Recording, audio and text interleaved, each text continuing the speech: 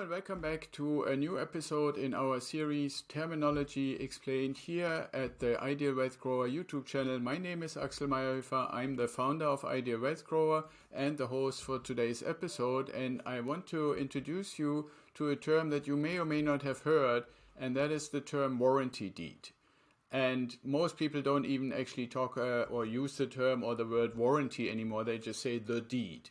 And in a way, the question is, what really is a deed, or how does it really apply, and why do you want to know about it? Now, fundamentally, and if you go to our channel, you see other videos about it. When you make a purchase, a real estate purchase, which is what we're talking about for our out-of-state residential real estate turnkey investing strategy, and any other real estate investing that you do, is somehow there needs to be a transfer from whoever owns the property before you buy it to you. And what that means to you, we want to talk about in a moment. But basically, somehow you need to have ownership. Now, one way of knowing about ownership, if you buy a car, you get a title. If you sell the car, you basically have to transfer the title from you to the person who bought it from you. The same thing applies in real estate, in residential real estate specifically. So every property has a title, and the title basically says, here is the document that says, and this document is called deed or warranty deed, that says this is the plot number in this location at this address, exactly this kind of piece of land, and this kind of house is on it and it's zoned properly and so forth. And it basically says, here is the information about the current owner of this property.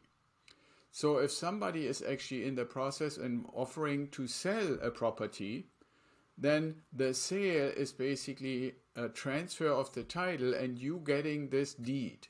Now, why do you have a deed? Because you can, for example, use it for certain things. Like what you're actually doing is you're using the deed to get a loan, right? So the lien, as it is called, and we have another video for that, that happens is if you get the loan or the mortgage from the mortgage company or the bank, what they are saying is you cannot take this deed and either put another loan or sell it or do anything to it without us knowing, because we gave you money against it. Right? Now, the other thing that can happen, and this is more likely in our scenario, so you have a property for sale, you say, I want to buy it, the seller is actually working with the title company, you also working with the title company, and you buy it, and as soon as everything is done, this huge pile of paperwork has been completed, the deed is actually changed by the title company. They go to the city or the county or whoever has the deed and go and say, okay, you are the new owner, here's the name and the identification and so forth, to say the deed needs to be changed to this new owner. Now, you might say 6 months, 9 months, 12 months later, okay, I own this property and my name is on the deed, but now I want to actually transfer this property into an LLC, a limited liability company that you have formed, so that you no longer personally liable for this property, but the company that you formed is liable to this property and you own the company. So now you have to go to a title company again and say, okay, I want to change the ownership. And the deed will again be changed now from your name to the name of the entity of the company. And each and every time that is being done, there's a search done to say, is there anything written into this deed that does not allow this transfer of ownership to happen?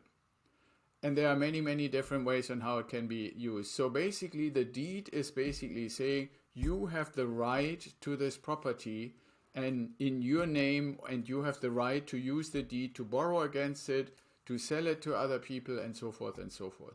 So in a way, you could say the deed is also similar to a certificate of ownership that indicates you are the true and legal owner of this property. So it's not very complicated, but one thing that you might actually find interesting is when you're actually buying a property, hopefully with our help and mentorship, then ultimately at the end you will get either an envelope or a little certificate or something that is said, here is the officially stamped and approved warranty deed for your property, and it really looks like a certificate issued by either the city or the county or whoever is basically overseeing that plot of land with that property on it, showing that you are the true owner. And that is really in the end the final step in making sure that ownership has really transferred to you. So I hope this was helpful for you to understand what is it, and when people talk about warranty deed versus deed, what is there a difference? Is it the same thing? No, that's typically just an abbreviation. So we wanted to get you a little bit more familiar with it, but also in the context of other videos we have done here that talk about liens and transfer and purchasing and all those kind of terms that happen in real estate investing. So the deed or warranty deed is one more of those things that is relevant for you to know. So I hope if you like that video, you give it a thumbs up. If you're not already a subscriber, please subscribe to the channel and ring the little notification bell so you get notified when we have other videos coming out. And the newest thing I want to mention is we have recently started our podcast, The Ideal Investor Show. So if you have any questions or you have some cool stuff that has happened in your investing life, or you would just like to chat, then reach out, write a comment into the notes underneath this video so we can get in touch and make you a guest on our show and have a great time at the Ideal Investor Show. And so until then, I would say be well, stay safe, and I see you in the next video.